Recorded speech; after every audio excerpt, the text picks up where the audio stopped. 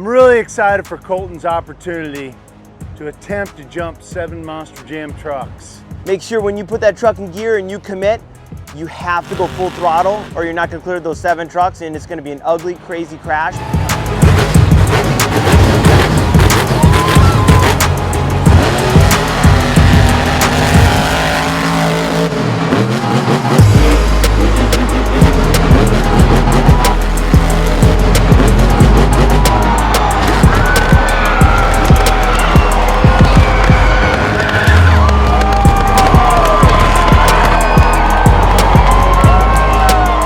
We went out there, we cleared it by a long shot to prove a point that Team Max D is not stopping.